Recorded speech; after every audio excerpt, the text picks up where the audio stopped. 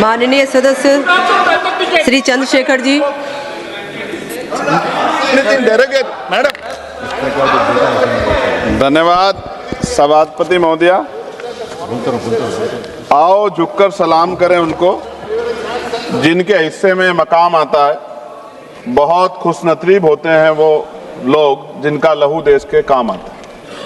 मैं सबसे पहले ऑपरेशन सिंदूर में जो हमारे देश की सेना है उसने जो पराक्रम दिखाया, शौर्य दिखाया, उसके लिए उनको सैल्यूट करता हूं, जय भीम करता हूं। और पहलगाम हमले में जो निर्दोष हमारे नागरिक शहीद हुए या अन्य जो लोग उसके बाद सीज फायर के बाद जो शहीद हुए, उन सभी लोगों के लिए प्रार्थना करता हूं कि उनके परिवारों को कुदरत दुख सहने की शक्ति दे। महोदया, मेरे कुछ सवाल हैं सरकार से।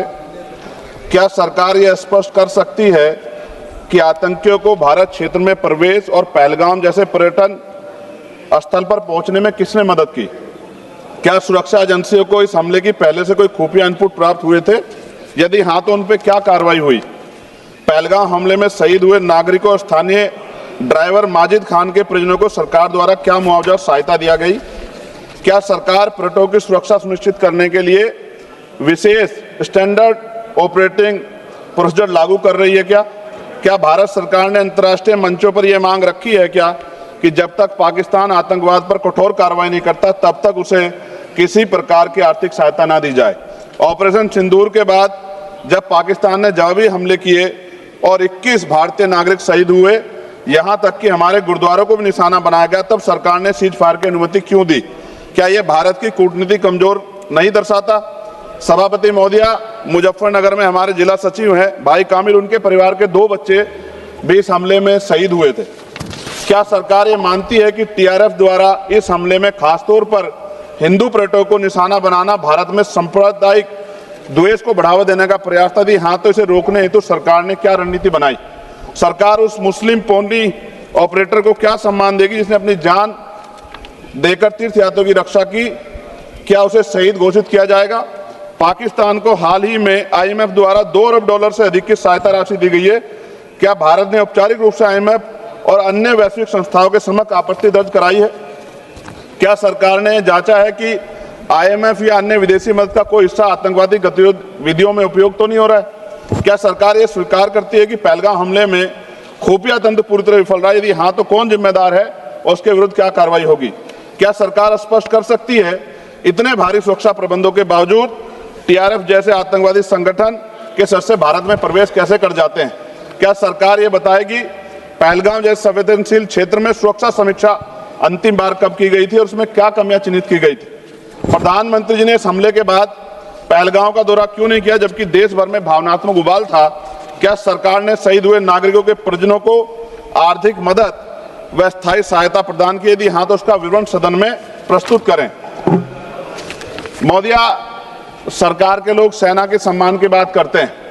इस घटना के बाद सेना के जवान अमरनाथ यात्रा की ड्यूटी पर जा रहे थे, ऐसी रेल दी गई उनको जिसकी हालत बड़ी खराब थी। सेना के जवानों ने मना कर दिया कि हम इस रेल में नहीं बैठेंगे। 4 दिन बाद बदलनी पड़ी। और सरकार के नेताओं की भाषा देखिए, कर्नल सोफिया कुरैशी के बारे में किस तरह के शब्द यूज किए गए, इन पे भी हमें चिंता करनी चाहिए। देश की सेना के लिए मेरी मांग है महोदया कि सेना और अर्धसैनिक बलों के वेतन को टैक्स मुक्त किया जाए, बैटल ऑफ ऑनर से सम्मानित, क्योंकि ये इस समय ऐसा विषय चल रहा है कि देश की सेना पे हमें गौरव है, गर्व है, लेकिन जिस तरह से आतंकवादी गतिविधियां बढ़ी है, मेरी मांग है कि बैटल ऑफ ऑनर से सम्मानित चमार रेजिमेंट को बहाल किया जाए, Gurjar regiment, Mehtar regiment, Yadav regiment बनाए जाए, क्योंकि देश का जो किसान का मेरा उसके अंदर देश का जो गांव में रहने वाला जो व्यक्ति है उसके अंदर देश प्रेम का जज्बा बहुत जबरदस्त है।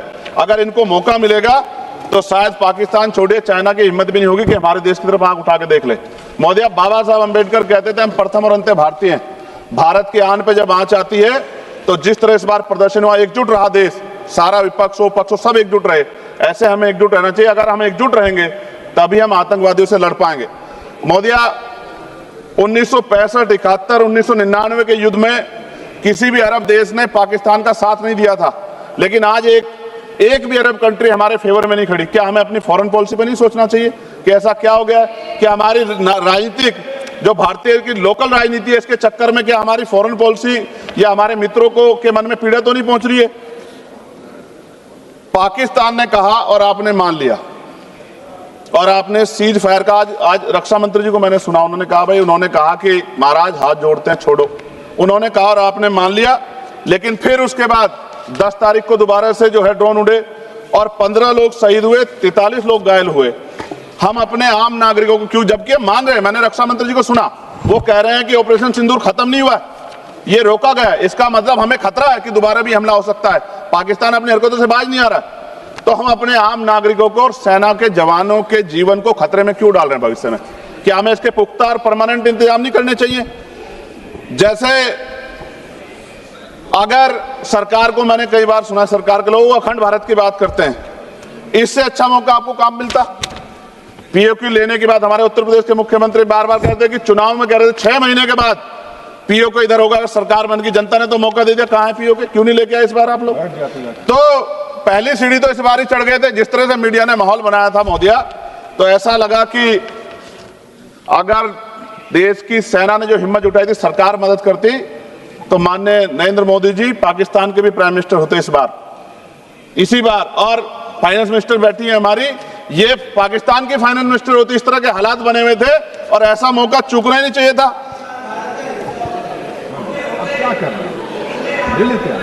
ले लेते, इससे अच्छा मौका किसे कैसे मिलता? पूरा देश एकजुट था। मोदी, मैं खत्म करूंगा, पूरा देश एकजुट था, इससे अच्छा मौका कहां था? लेकिन अब अमेरिका में बैठ के कोई देश के फैसले कर ले तो देश की गरिमा पे, संप्रभुता पे बहुत बड़ा हमला है। इसको हमें समझना चाहिए, हमें समझना चाहिए किसी की हैसियत नहीं है। भारत दुनिया में इकलौता ऐसा देश है जिसका कोई मुकाबला नहीं कर सकता है। यहाँ का 140 करोड़ देशवासी एकजुट खड़ा है और सबको जवाब दे सकता है। मोदी, आज खत्म करते हुए कहूंगा, अमरनाथ की यात्रा आ रही है अगस्त के फर्स्ट वीक में, चल भी रही है, नहीं चल रही। अनुराग भाई, आपको बोलने का मौका नहीं दिया, आप ये नाराजगी मेरे ऊपर मत उतारो। आप लड़ो ना उनसे, आप लड़ो चेयर से, मुझे काहे को करना। खत्म हो रही है अमरनाथ की यात्रा, खत्म होने वाले, सुरक्षा के पुख्ता इंतजाम होने चाहिए और दोबारा ऐसी कोई घटना ना हो। लेकिन अंत में महोदय मैं कहूंगा, आम लोगों की जान भी गई, क्या सरकार ने उन परिवारों को मुआवजा दिया है?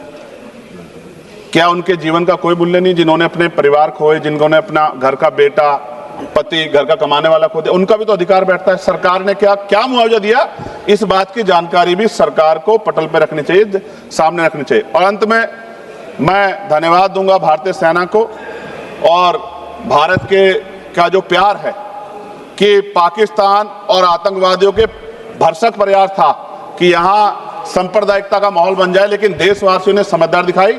और कश्मीरियों को भी मैं बहुत धन्यवाद देता हूं कि उन्होंने कोशिश की कि किसी भी तरह से कश्मीर के ऊपर जो ये इतना बड़ा इल्जाम लगा है, ये इल्जाम में कश्मीरी शामिल ना हो और ऐसे आतंकवादियों पर सख्त कार्रवाई। पता लगा है कि महादेव, ऑपरेशन महादेव हुआ है और यही पता लगा कि वो तीनों आतंकवादी मारे गए हैं। लेकिन मैंने अखबार में ये भी पढ़ा था कि वो जो मुख्य आरोपी था कुछ दिन पहले पाकिस्तान में था। कोई पिकनिक चल रही है कि उधर भी चले जाते, इधर भी आ जाते? क्या है बॉर्डर पे ऐसा? ये बताना चाहिए ना देश को। मैं आपका धन्यवाद करूंगा और भारत की महान सेना को मैं बधाई देता हूं, उनके लिए मंगल कामना करता हूं। जय भीम, जय भारत। महोदय धन्यवाद। माननीय सदस्य श्री एन के प्रेम चाहिए। बदबख्ती की बात यह है कि आपने इकबाल को खो दिया। बहुत बहुत शुक्रिया। माननीय सदस्य श्री के फ्रांसिस जार्ज जी।